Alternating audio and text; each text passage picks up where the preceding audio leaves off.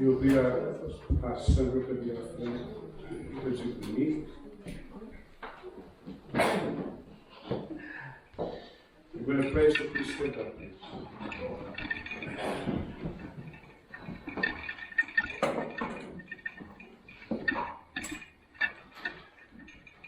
I rejoiced when they told me, let us go to the house of the Lord.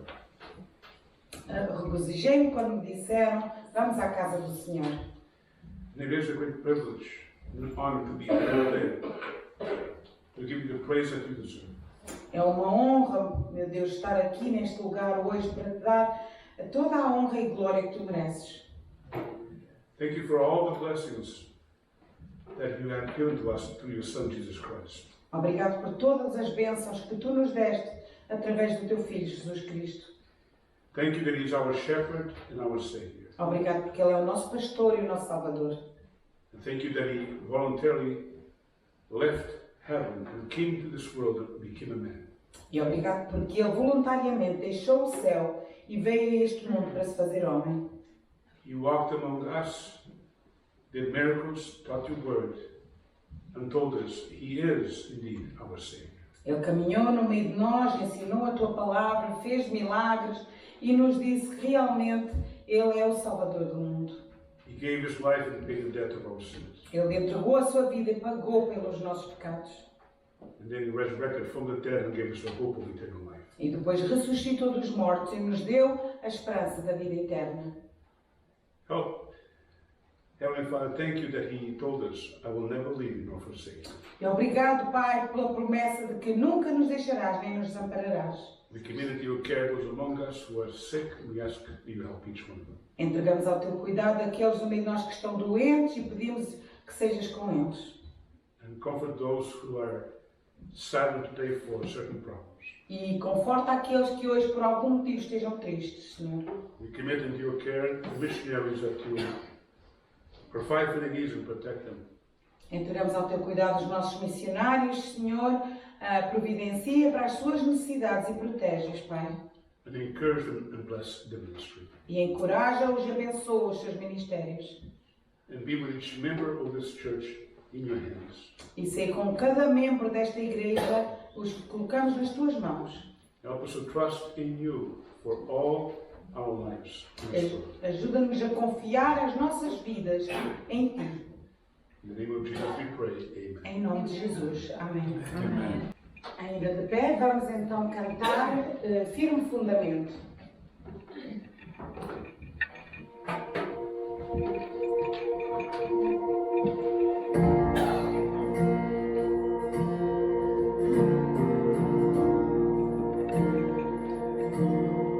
Cristo é meu fundamento,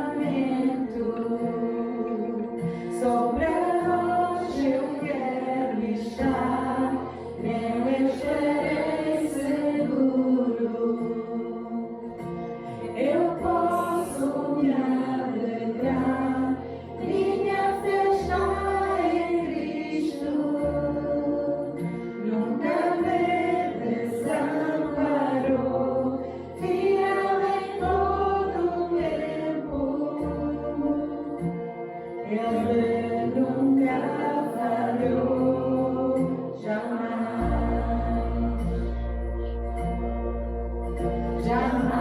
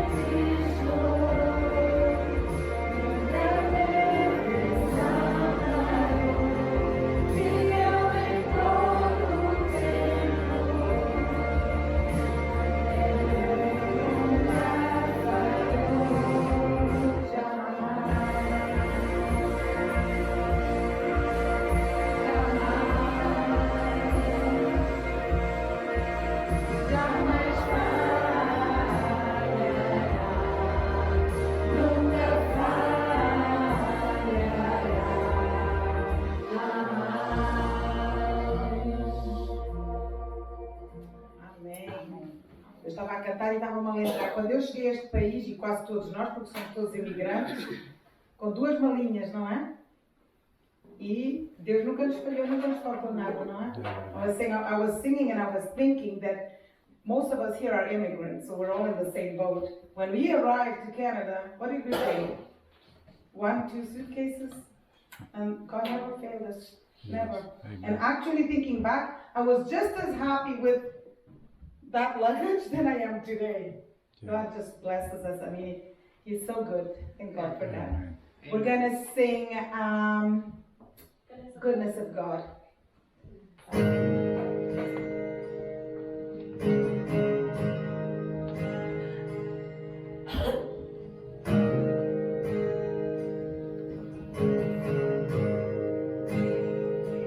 I love you, Lord.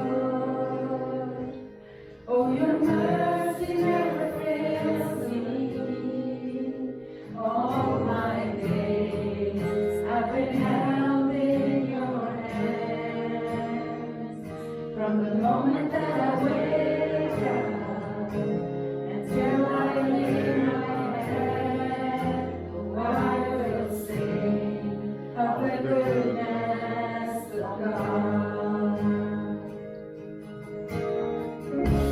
'Cause all my life you have been faithful, and all my life you have been so, so good. With every breath that I am able, oh, I will sing of the goodness of God. I love your voice. You have led me through fire in darkness night. You are close like no other. I've known you as a father. I've known you as a friend, and I have lived in the goodness of God. All my life you have been faithful, and all my life you have been so, so good. With every breath that I am able, oh, I will sing of the goodness of God. Your goodness is running after, it's running after me. Your goodness is running after, it's running after me. With my life laid down, I surrender now. I give you everything. Your goodness is running after, it's running after me. Your goodness is running after, it's running after me. Your goodness is running after, it's running after me. My life laid down, I surrender now. I give you everything. Your goodness is running after, it's running after me.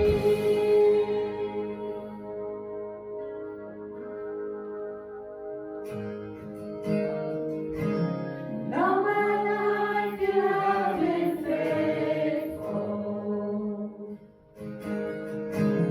and all my life you have been so, so good. With every breath that I am able, oh, I will sing of the goodness of God. Vamos colocar de pé para louvar o Senhor com o hino 49, I Must Tell Jesus.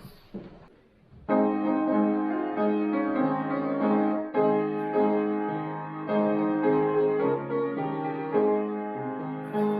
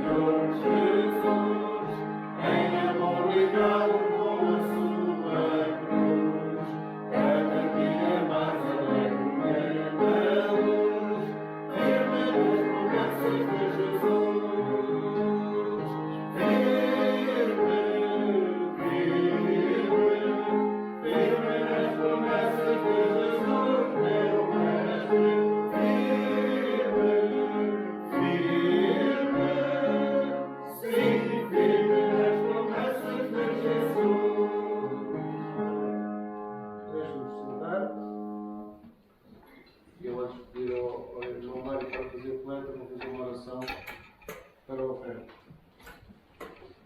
Bom Deus e Pai, queremos agradecer uma vez mais por estas ofertas que tu pões na mente de nós todos para que possamos dar para a tua obra, Senhor. Dignifica-as e faz um bom uso, sempre dentro da tua vontade, e dá-nos o próprio discernimento para podermos estabelecê-las, Senhor. Em nome do teu Filho amado, te peço e agradeço. Amém. Sendo assim, irmãos, vamos nos colocar-nos de pé para continuar a louvar o Senhor, cantar as cruzes.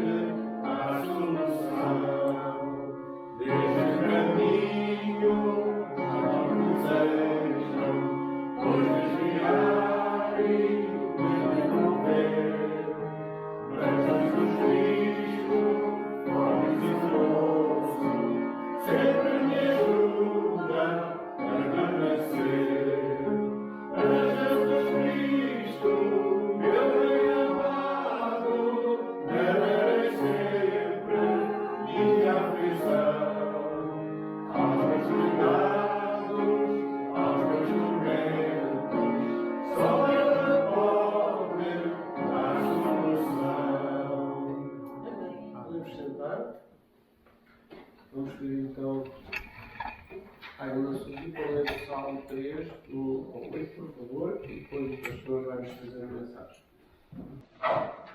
Salmo 3, 1 a 8, e diz a palavra do Senhor.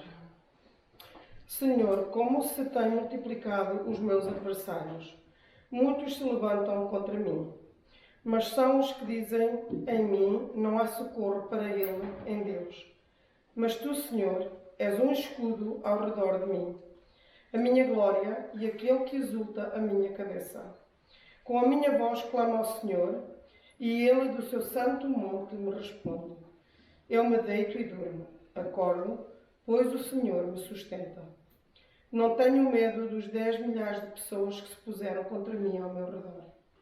Levanta-te, Senhor, salva-me, Deus meu, pois tu feres no queixo todos os meus inimigos, quebras os dentes aos ímpios. A salvação vem do Senhor, sobre o teu povo seja a sua bênção. Amém. Ora, irmãos, vamos então abrir a Bíblia para o Salmo 3, versículos 1 a 8. Salmo 3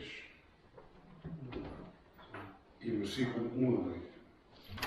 Ora, a gente está a estudar o Salmo número 3. Salmo 2. E a mensagem de hoje, irmãos, é tirada do versículo 8, em que diz assim: a salvação vem do Senhor. É a mensagem que Deus dirigiu a David a escrever.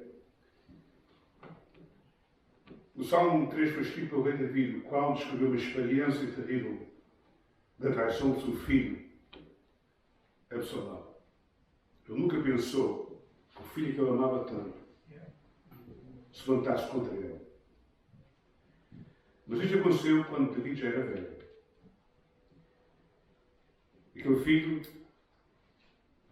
punha-se à porta de Jerusalém, e quando alguém vinha para pedir auxílio a David, Absalão dizia à pessoa: é bom a tua necessidade, mas o David não, está muito ocupado, não tem tempo para tomar conta de ti. Mas se eu fosse rei, eu ajudava as pessoas. E depois beijava a mão da pessoa.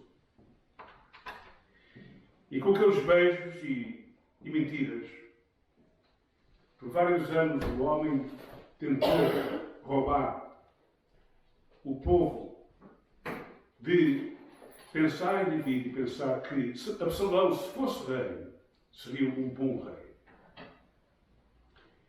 E quando ele pensou que já tinha muita pessoa olhando para ele, então ele conseguiu convencer várias pessoas que David pensava que eram amigos seus, que estavam bem perto dele, para eles se voltarem contra David. E chegou a um ponto que Absalão conseguiu trazer quase a nação inteira contra David. E David, quando soube a notícia do que tinha acontecido, teve que fugir de Jerusalém para não ser morto. E quando ele estava saindo de Jerusalém, um homem chamado Simão, da tribo de Benjamim, começou a acusá-lo de coisas que David não tinha cometido, dizendo que foi David que foi quem matou Saul e os filhos dele. Mentiras. Nada disso aconteceu. E um general, todo revoltado, disse: deixa-me que eu mato já mesmo agora. Este homem não merece estar a viver.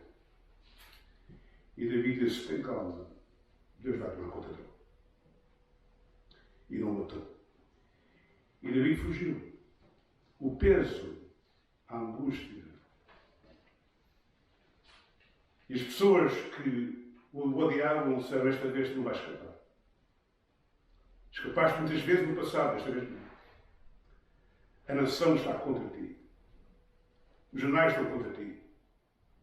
Tu não vais escapar esta vez. E então lemos aí no versículo 2, diz assim: muitos dizem de minha alma, não há salvação para ele em Deus. Esta vez David vai morrer. Ora, meus irmãos, eu hoje gostaria de falar convosco desta experiência que David teve. Porque também nós passamos por experiências que às vezes é difícil e são bem duras. E são bem pesadas e emocionalmente tocam o nosso coração.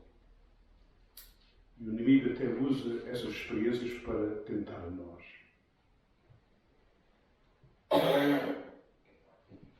Quando a idade vem, irmãos, e vai chegar a todos, vai chegar a todos. A pessoa tem experiências que, quando era jovem, não tinha. E é difícil. Temos vários membros da nossa igreja que estão passando por isso. Temos o nosso José Freire e a sua esposa estão passando por isso. O José da Ponta, a mesma coisa.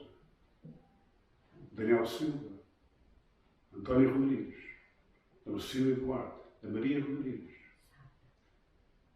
Irmã Zaida. a irmã Zaida Marcos, mesma coisa. A Inês Freitas também. Suzete também. E tu também.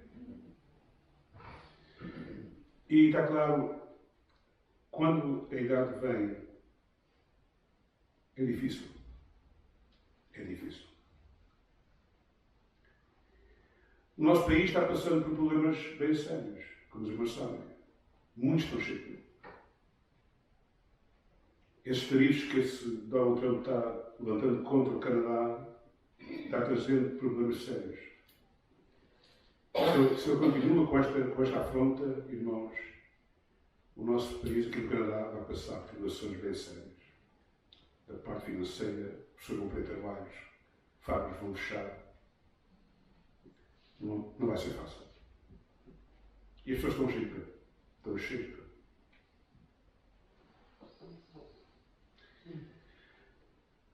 Ora, hoje vamos examinar os inimigos que David tinha, que são os nossos inimigos também. Reparem que ele diz aí, no versículo 1, como se tem multiplicado os meus adversários. São muitos que se levantam contra mim. Qual é o diabo? Qual é o adversário mais grande que David tinha? Vamos lá ver. Diga? A nação de diabo era o rei. Mas além disso, era o diabo, não é?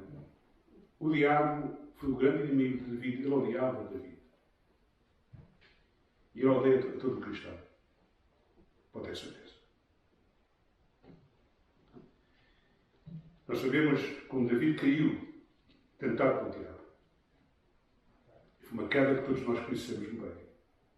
Ele tinha o exército lutando contra outra nação e ficou em casa, estava no palácio, viu uma mulher formosa. Quando um diabo apresenta uma tentação, nunca é feio. É tudo muito bonito. Parece que todos os prazeres do mundo são para a frente das pessoas. Toma isso que isso é bom para ti. E a pessoa, se não tiver cuidado, cai. E David caiu naquele dia. E viu aquela mulher formosa, no vídeo, e esta mulher como ela era. E o diabo tentou meter um adultério. Prometeu ter feito. A mulher ficou grávida, depois desta relação ilícita. E disse a David, estou grávida, e agora? O meu marido não está em casa, eu vou morrer, com certeza. Vão-me ter acusado. E David, para encobrir o pecado, chamou o marido dela, que era um bom soldado, bem fiel, Uzai. E trouxe-o ao palácio e disse, olha, vai para casa, por causa da tua esposa, tu és um bom soldado. Mas David, ele ficou perturbado porque Deus não permitiu isso. David não ia escolher o pecado. E então o homem não foi para casa. No outro dia, David perguntou, tu não vais para casa? Estás aqui, tua esposa está ali. Qual é o problema? O problema é que os meus colegas estão a lutar contra os nossos inimigos e eu estou aqui a gozar. Eu não sinto bem isso. Vai para casa, tem com a tua esposa. Bom, não fez.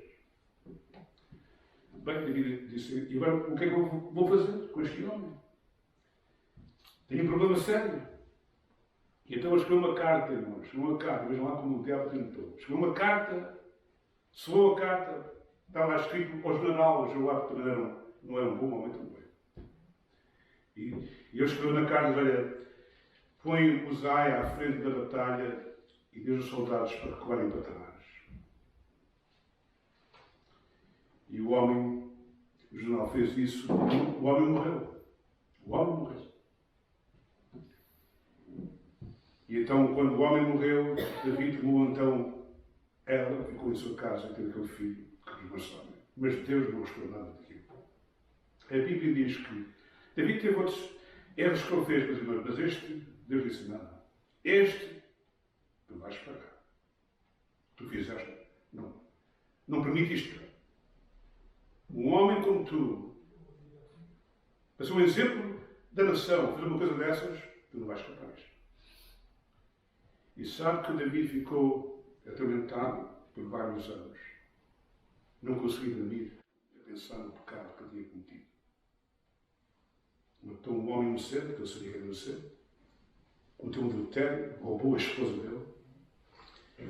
E aquilo que sofreu tanto, que se o irmão lê no Salmo 32, ele conta a história, como ficou até doente por causa deste pecado. O homem ficou completamente deprimido de ter pecado contra Deus e contra aquele homem. Até que Deus, vendo o arrependimento verdadeiro, lá mandou um profeta para consertar as coisas. Mas o facto é que o diabo tentou, irmãos. Um homem, interessante, bem chegado a Deus. Um homem que lia a Bíblia todos os dias e meditava nela. Um homem que tentava cumprir os mandamentos de Deus. Um homem que orava a Deus todos os dias.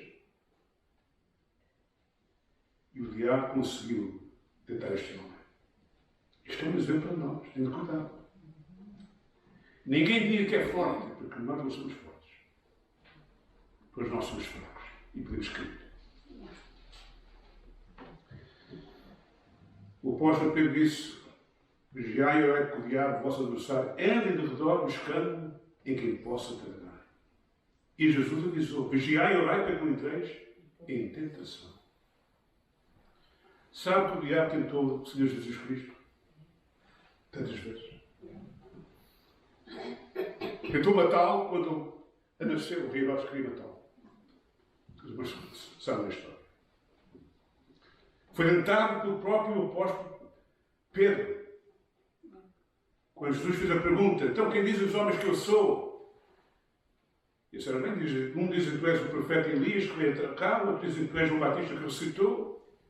E vocês que dizem que eu sou? E o apóstolo Pedro, todo cheio de confiança: tu és o Cristo, o Filho de Deus. E Jesus disse: bem-aventurado és tu, Simão Bar-Jonas, porque não foi carne e sangue que revelou isto, mas meu Pai que está nos céus. E depois Jesus contou aos apóstolos: é necessário que eu vá a Jerusalém e sofra e morra nas mãos dos líderes desta nação e ressuscita ao terceiro dia. E vai Pedro, toma Jesus de lado para lhe dar um bom conselho. Um bom conselho. Ó mestre, conversas são essas. Tu és o Cristo, o Filho de Deus, e estás a dizer que vais morrer. A gente está à espera que tu reines e tu queres morrer. Nada disso vai acontecer. Deixa isso na mão. E mas Jesus respondeu a Pedro: para trás de mim, Satanás, pois não compreendes as coisas de Deus, mas só dos homens. Estava o diabo usando o próprio Pedro para tentar Jesus. Está a ver? Temos que ter cuidado, irmãos. Ter cuidado. Quando Jesus sabia que ia morrer, o diabo tentou fortemente. No jardim de Getsemane, nós lemos que gotas de sangue caíam dele ao orar a Deus, para que ele possa realmente fazer vontade do seu Pai, ir àquela cruz e morrer. E disse aos apóstolos: vigiai e orai, para que não entreis em tentação. Sabe o que os apóstolos estavam a fazer? Estavam a dormir. Estavam a dormir. Poucas horas depois, o apóstolo Pedro, que disse que nunca ia negar Cristo, negou Cristo 3 vezes. Estava a dormir. Pensava que era uma pessoa muito forte. O diabo tentou e ele caiu. E quando Jesus estava na cruz, irmãos, quando ele estava na cruz, o diabo tentou outra vez. Usando os líderes da nação e o povo: se tu és o Filho de Deus, então salva dessa cruz e mostra a nós. Ora, meus irmãos, Jesus, só com o pensamento dele, ficava tudo destruído. O poder era tão grande, irmãos, que ele podia destruir todos de uma vez. Mas Jesus ficou ali bem firme e não saiu daquela cruz. E permitiu que estes homens fizessem aquilo e disse: Pai, perdoa-os, porque não sabem o que fazem. Eu não sei o que estão a dizer. Mas Jesus sabia que o diabo estava a tentar aquilo para saltar daquela cruz. Portanto, o diabo usa pessoas, irmãos, para nos tentar. Usou o próprio rei Saul para o matar. E vários anjos Davi teve fugir para não ser morto. E o livro de Salmos fala da experiência dele. Usou o próprio filho dele para o trair e matar. O diabo usa pessoas para fazer mal a nós. Jesus disse: o servo não é maior do que o seu Senhor. Se o mundo se levantou contra mim, também vai se levantar contra vocês também. Está a ver? E Jesus disse: no mundo tereis aflições. Portanto, irmão, se você está passando por uma aflição, você não está sozinho. Porque muitos cristãos estão passando por tribulações. Sabe que na China muitos cristãos estão na prisão por causa da sua fé. E em certos países, a pessoa que é cristão é condenada à morte.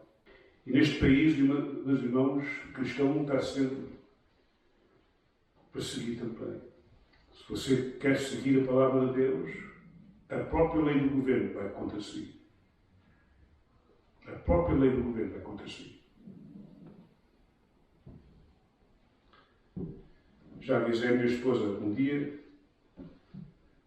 se isto continuar desta maneira, vou parar a prisão. O governo não quer que eu ensine a palavra de Deus. A morte foi o inimigo de David. Repare no versículo 2. Muitos dizem da minha alma, não há salvação para ele. Ele vai morrer. Desta vez ele vai morrer. Mas David, no Salmo 23, versículo 4, diz assim: ainda que andasse pelo vale, a sombra da morte, não temeria que ele morra. Se eu morrer, vou estar com Cristo. Como Deus. A morte é o inimigo de todo cristão. O salário do pecado é o quê? É a morte. Nós vamos morrer, irmãos, porque nós somos pecadores e pecadoras. E Deus avisou Adão e Eva: um dia tu comes da árvore da ciência do bem e do mal, tu vais morrer. Ele morreu. E essa morte pode se referir a dois tipos de morte: a morte física e a morte espiritual. A pior morte não é a morte física, é a morte espiritual. É quando a pessoa fica completamente separada de Deus, no inferno. Mas a morte é o nosso inimigo.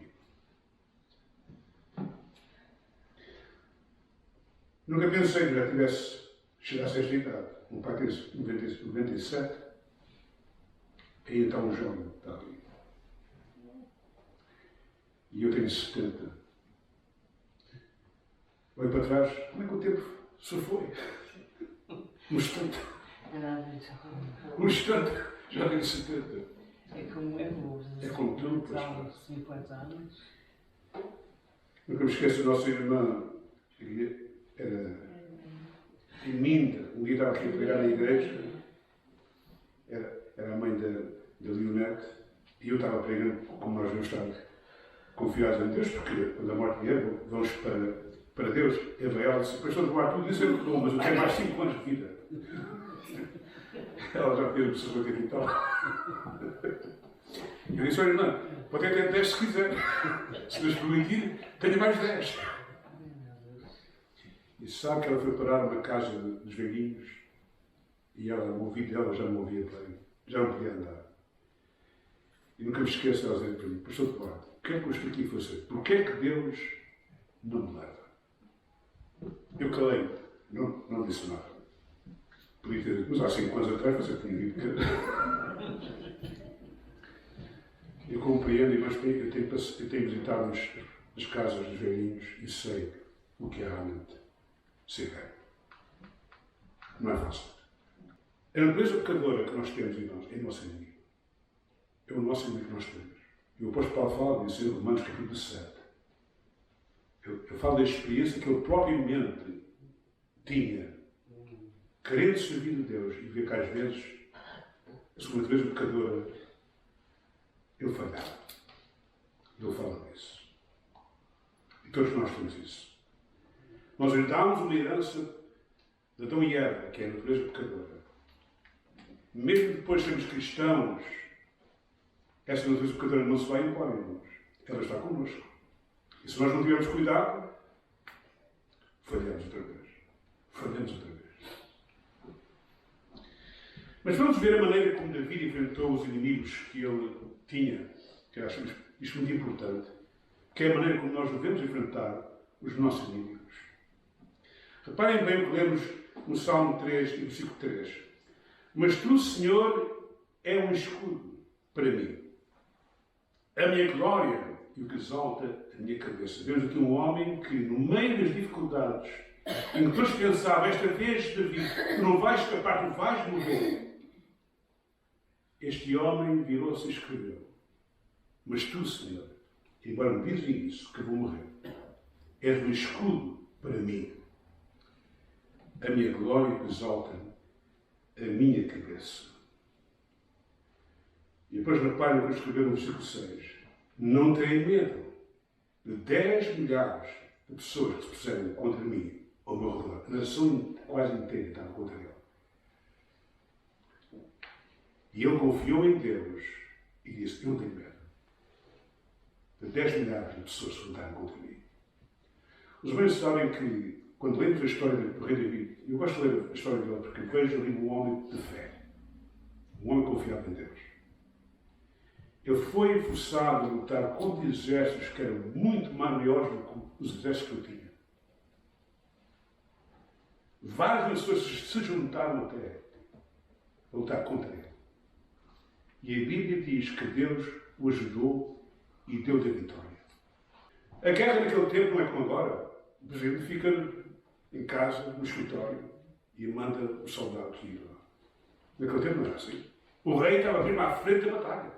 Uma espada, um escudo, com uma lança. E tinha que batalhar. Muitas vezes David via as setas vir mesmo ao pé dele. E muitas vezes ele tinha que lutar mesmo com a sua mão contra os soldados inimigos. Não era fácil. Mas Deus nunca permitiu que ele morresse. As batalhas todas.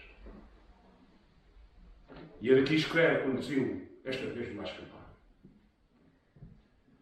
Está todos contra ti. Não vais escapar. E ele escreveu aqui: não tenho medo de 10 milhares de pessoas se levarem contra mim. Pode-se levantar-se se quiser. Um homem de fé. Um homem que confiava em Deus. Eu, por acaso, estou lendo agora nas minhas profissões o livro de Salmos, e eu reparei que em quase todos os Salmos David diz assim: eu confio no Senhor. Está escrito. Eu confio no Senhor. E ele fala das experiências de pessoas contra ele, e ele diz: eu confio no Senhor. É aquilo que Deus quer que nós façamos, irmãos. É seguir o exemplo de David. Quando a tempestade bater à tua porta, e ela vai bater. Seja qual for a experiência, e cada um de nós temos a nossa cruz para levar. Mas nós devemos confiar em quem?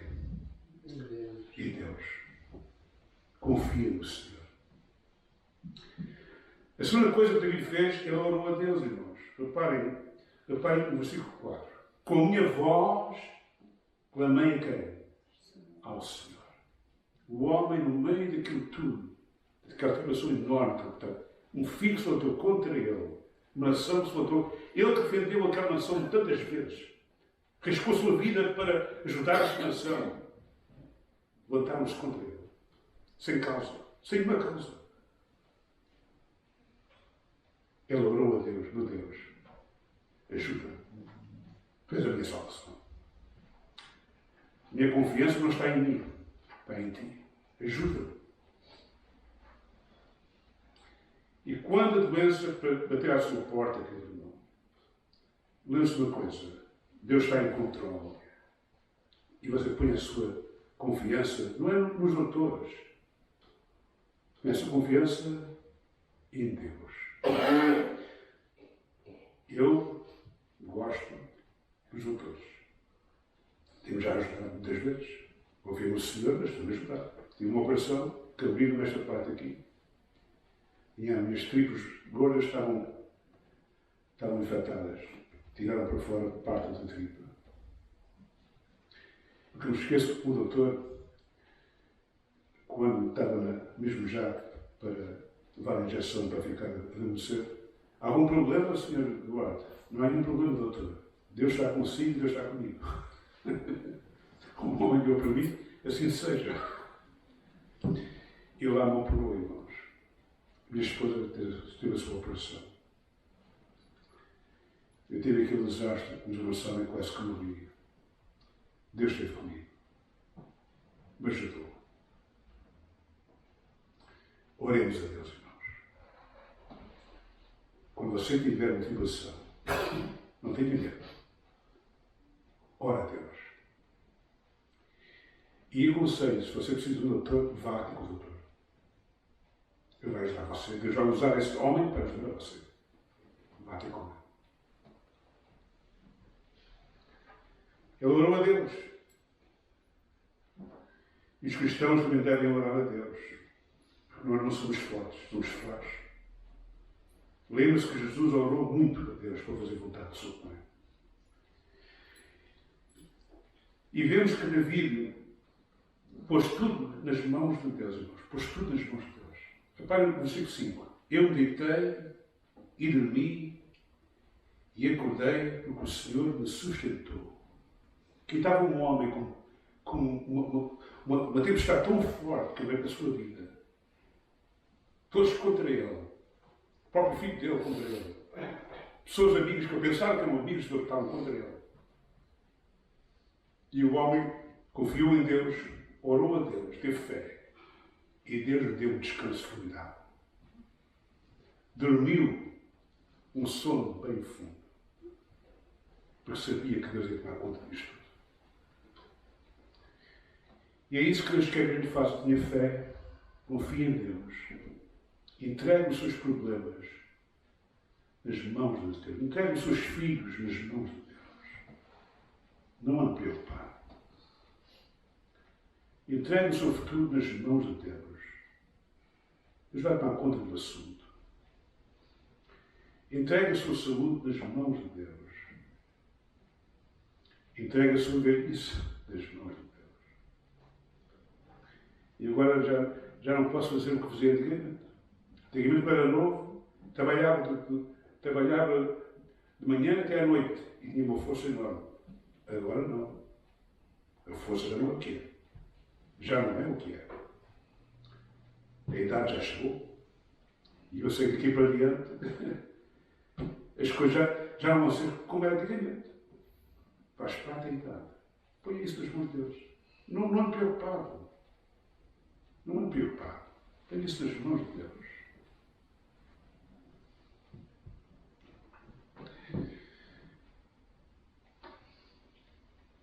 Vejam o que David fez. Versículo 6. Não terei medo. Está a ver? Não terei medo. Depois, versículo 8. A salvação vem de quem? Do Senhor. Não é de mim. Eu sei que não posso me salvar a mim próprio. Já sei disso. Da maneira como está. Não há nenhum exército que eu tenha agora que vai me ajudar. Se Deus não me salvar, eu vou morrer. Eu sabia disso. Portanto, devemos confiar em Deus, irmãos. Devemos orar a Deus. Devemos pôr tudo nas mãos de Deus. E quais são os resultados quando a gente realmente faz o que David fez aqui? Quando o homem confiou completamente esta tempestade nas mãos de Deus. Quando o homem creu que Deus realmente ia auxiliá-lo. Quais foram os resultados? Reparem no versículo 4. Com minha voz clamei ao Senhor. Qual foi o resultado? Ele ouviu-me. Desde o seu santo monte. David viu com os seus próprios olhos Deus ouvir a sua oração e livrá-lo. Por isso, tu vais morrer. Esta vez não escapa. Não. Mas Deus o salvou. Deus ouviu a oração deste homem e livrou do exército enorme que se levantou contra ele. O próprio filho que queria matar, morreu naquele dia.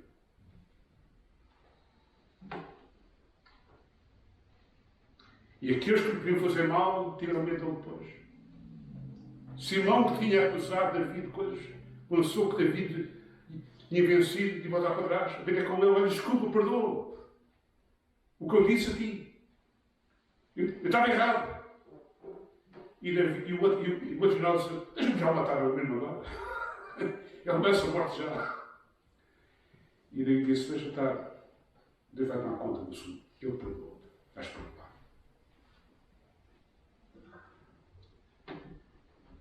Irmãos, não devemos tratar mal com mal. Mas tratar o mal com quem? Com bem. É a melhor maneira. É a melhor maneira. Eu aprendi como pastor a tratar as pessoas com amor e perdão e carinho. Não pensar muito em palavras. Ou um pastor bem famoso, Charles Spurgeon, e ele disse aos estudantes que estavam no seminário: um pastor deve ter um ouvido que não ouve e um olho que não vê. Eu tinha razão. Às vezes é melhor a gente não ouvir nada. E às vezes é melhor nem ver nada. Um dia fui fazer os boletins, uma senhora que lá estava, me conhece, disse algumas coisas que eu não havia entendido. Eu disse: olha, desculpa, pastor, você está aqui. E eu disse: eu não ouvi nada. Eu ouvi bem. Mas disse: eu não ouvi nada. Fique em paz.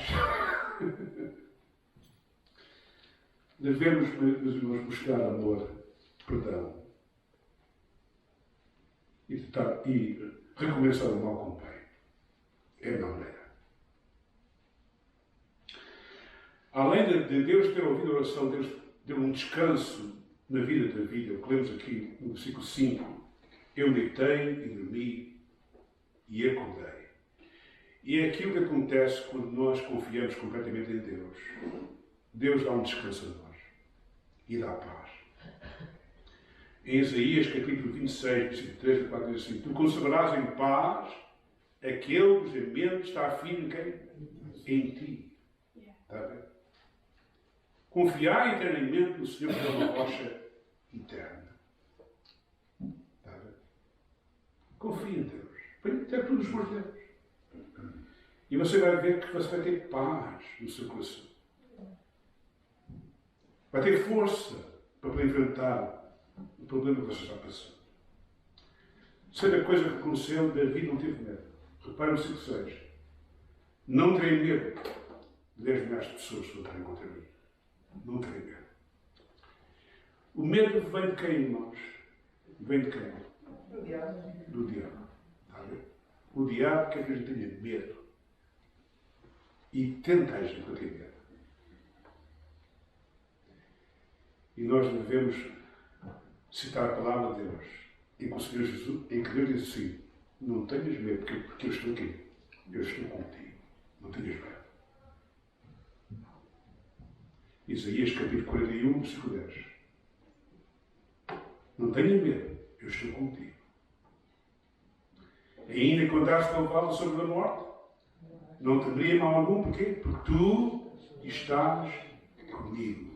Devemos realmente ter esta fé. O Senhor está comigo. No meio desta tempestade toda, Deus está comigo. E depois vejam, meus irmãos, que David viu Deus salvá-lo dos seus inimigos. É o que lemos em versículo 7 a 8. Levanta-te, Senhor, e salva-me.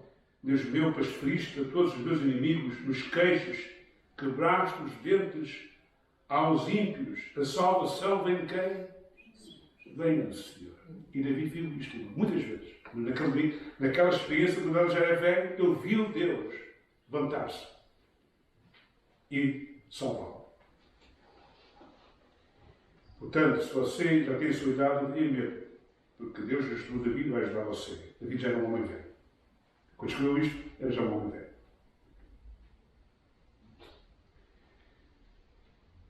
Deus salva os cristãos da morte. O salário do pecado é a morte, mas o dom gratuito de Deus é quê? É a vida eterna. Nós temos a vitória sobre a morte. Eu sou a ressurreição e a vida. Quem crê em mim, é que morra, viverá. E quem crê em mim, quê? Nunca morrerá. Depois Jesus fez a pergunta: crês tu nisto? E o que é que Marta disse? Eu creio, sim. Eu creio que tu és a ressurreição e a vida. Deus salva os cristãos das tentações do inimigo. Jesus orou a Deus, ao seu Pai. Ele estava bem tentado naquele jeito, ninguém sabe. E a oração foi tão forte, irmãos, que Jesus foi atacado mesmo fortemente. Mas a oração que ele fez naquele dia, confiando no seu Pai, deu força para ir à cruz e morrer uma morte terrível para nós. E às vezes, irmãos, nós passamos por experiências que é bem difícil e nós temos que orar a Deus fortemente para que Deus nos dê a força e o auxílio e para que nos ajude a enfrentar o problema. Deus salva os cristãos da condenação eterna, irmãos. Há um castigo eterno. Jesus disse, no fim do dia, nos últimos dias, Mateus capítulo 25, versículos 41 e 46. Apartai-vos de mim, malditos, para o lago do fogo, onde o diabo e os seus anjos estarão. Mas graças a Deus que a fé em Cristo nos leva desse lugar. Livre-nos desse lugar. E então, quando lemos João 3,16, que diz, porque Deus amou o mundo de tal maneira, que deu o seu Filho unigênito, para todo aquele que nele crê não pereça. Está a ver que está a condenação, não é condenado. Não pereça, mas tenha a vida eterna. Jesus o livra da condenação eterna. Está a ver? Reparem alguma coisa que Deus deu na vida. Reparem no capítulo 3, versículo 8. Reparem bem. Diz aí, a salvação vem do Senhor, sobre o teu povo seja o quê? A tua bênção. Deus abençoa cada um. E Deus promete, irmãos, abençoar a todo cristão. Deus promete. Efésios 1:3. Bendito seja o Deus e Pai de nosso Senhor Jesus Cristo, o qual nos abençoou com todas as bênçãos espirituais nos lugares celestiais em Cristo Jesus. E depois há uma lista das bênçãos. Sabe que lemos em Romanos capítulo 8 e versículo 7 que nós somos herdeiros juntamente com Cristo. E tudo o que Jesus tem vai ser nosso também. Isto é as bênçãos. Nós um dia vamos reinar eternamente com o nosso Salvador. E todos estes males que nós estamos passando agora, a gente vai esquecer. E tal e qual como a mulher que está grávida e passa pelas dores, mas quando o filho vem, ela esquece das dores. O filho está aqui. E quando nós chegarmos ao pé de Jesus, irmãos, a gente vai ver, as dores já passaram. Já estamos com Jesus. Que Deus nos abençoe. Ora, vamos então terminar cantando o hino. Desculpem, eu passei as horas. Vamos então cantar o hino. Achei um grande amigo. É um dito hino mesmo.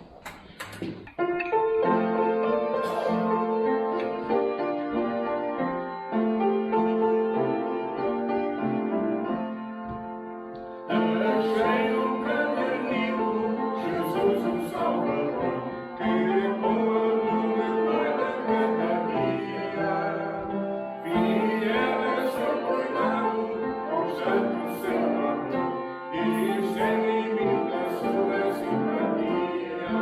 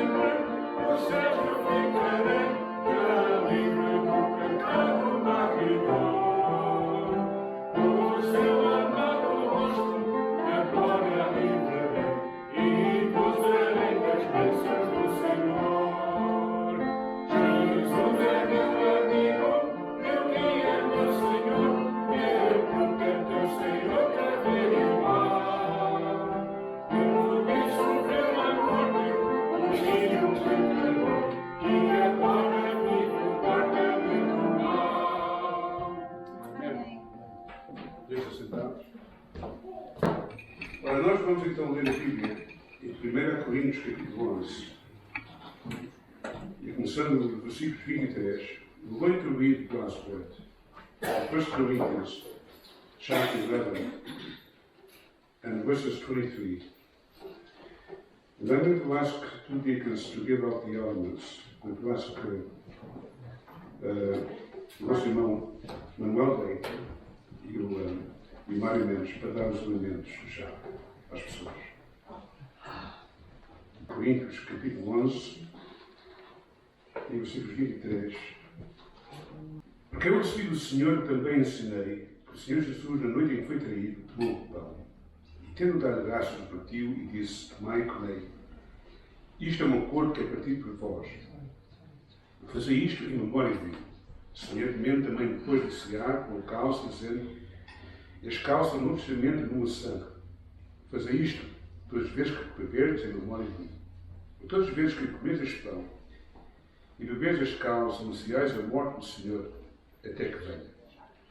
Portanto, qualquer que comer este pão ou beber o cálice do Senhor indignamente será culpado do corpo e do sangue do Senhor. Examine-se, pois, o homem a si mesmo, e assim coma deste pão e beba deste cálice. Porque o come e bebe indignamente, come e bebe para a sua própria condenação, não discernindo o corpo do Senhor. Por causa disto, há entre vós muitos fracos e doentes, e muitos que dormem. Se nós nos julgássemos a nós mesmos, não seríamos julgados. Mas quando somos julgados, somos repreendidos pelo Senhor, para não sermos condenados com o mundo. Portanto, meus irmãos, quando vos juntai para comer, esperai uns pelos outros. Mas se algum tiver fome, coma em casa, para que vos não junteis para condenação. Quanto às demais coisas, ordená-las-ei quando for. Ora, Jesus nos deu aqui um ritual para nós celebrarmos como igreja, que é a Santa Ceia. E quem é que está qualificado para tomar a Santa Ceia? É as pessoas que têm fé naquilo que o Senhor Jesus fez há 2000 anos atrás por nós. Têm fé que a salvação não vem através das suas boas obras, mas vem através do Senhor Jesus Cristo, pela obra que Ele fez na cruz. O seu corpo que Ele realmente padeceu tanto, foi castigado em nosso lugar, este pão representa esse corpo. E o cálice representa o sangue que Ele verteu naquela cruz, que pagou a dívida do nosso pecado. E nós temos fé que é o sangue de Jesus é que nos purifica completamente dos nossos pecados. Portanto, este ritual é para as pessoas que têm fé. Se você não tem esta fé, nem vale a pena tomar uma coisa que você não crê e não confia. É para a pessoa que realmente compreende e tem fé que isto é verdade. É para aqueles que têm aceitado pela fé que Jesus é o seu Salvador. E deve ser feito com respeito, deve ser feito com gratidão e com adoração. Who is qualified to partake of the Lord's Supper? It is those who have faith, who believe that indeed Jesus Christ, 2000 years ago, died a terrible death to suffer on our behalf. And He shed His blood in order to purify us completely of all our sins. It is those who believe upon these seals that God invites them today and everywhere to partake of the Lord's Supper. And we have to do it with faith, with respect, gratitude and adoration. Também, ao mesmo tempo, lemos aqui, cada um examina-se a si mesmo antes de tomar a Santa Ceia. Isto está a falar para os cristãos. Para cada cristão, deve examinar cada um a si mesmo e ver se realmente há coisas na sua vida que precisam ser confessadas diante de Deus e arrependidas. Somente você vê que realmente há uma coisa na sua vida que precisa ser corrigida, então, mesmo nesta hora, peça a Deus perdão e confessa o seu pecado e Deus perdoa completamente. Remember this also written here, that each person is to examine themselves before they take the Lord's Supper.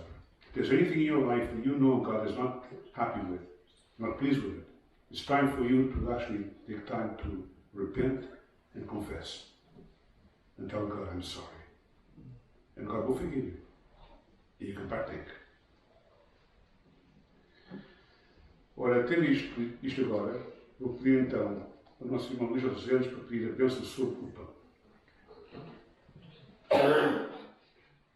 Senhor nosso Pai, nós te agradecemos, ó Pai, pelo privilégio de estar aqui, Senhor, neste momento, Senhor, simbolicamente, à volta da Tua mesa, Senhor, partilhando destes elementos, o pão que representa o corpo de Teu Santo Filho, que morreu na cruz por nós, ó Pai, e nós te agradecemos, ó Pai, pelo amor incondicional que Tu tens para connosco, Senhor, que enquanto nós éramos ainda pecadores, ó Pai, Tu mandaste o Teu Santo Filho, ó Pai, à terra, Senhor, tornando-se homem para padecer e morrer naquela cruz, Pai, para a remissão dos nossos pecados, ó Pai.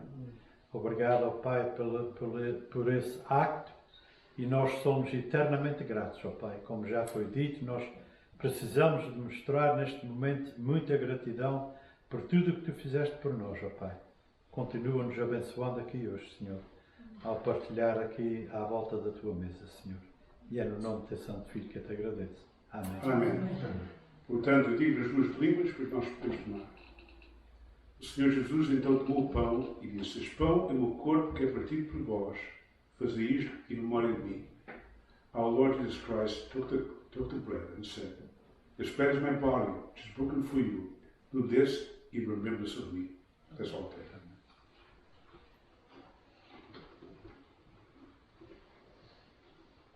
I'm going to ask Mary Nance to pray and ask God's blessing for the cup.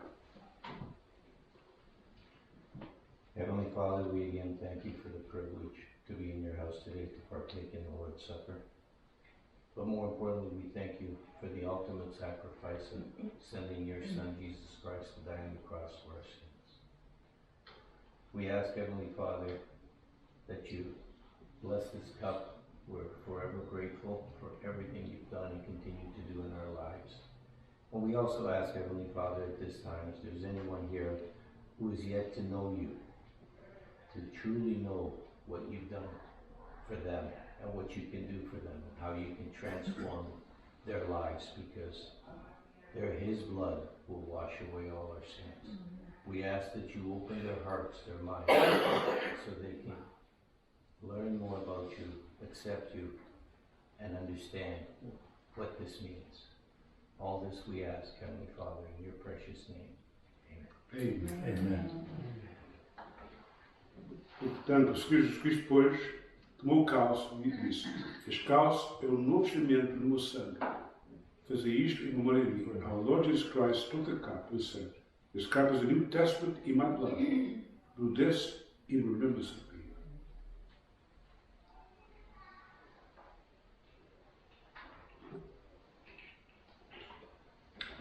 Let's stand up, please.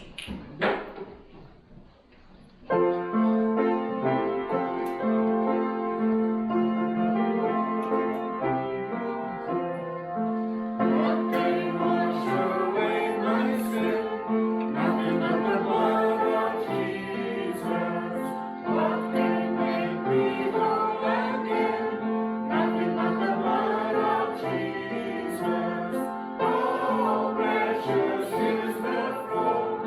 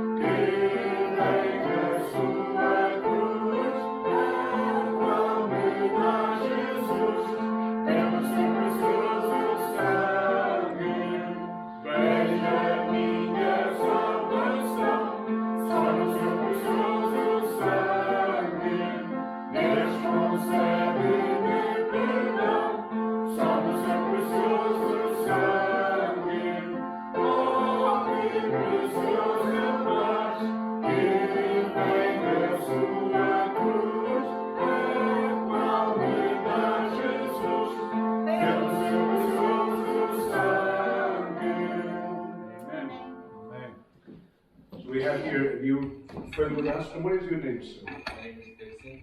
Dixon? Di. Oh, Dixon. Yes, sir. Okay. May God bless you. And may you come with us. Que a graça do Senhor Jesus Cristo, e o amor de Deus, e a comunhão do Espírito Santo esteja sobre nós. Até reunimos aqui outra vez.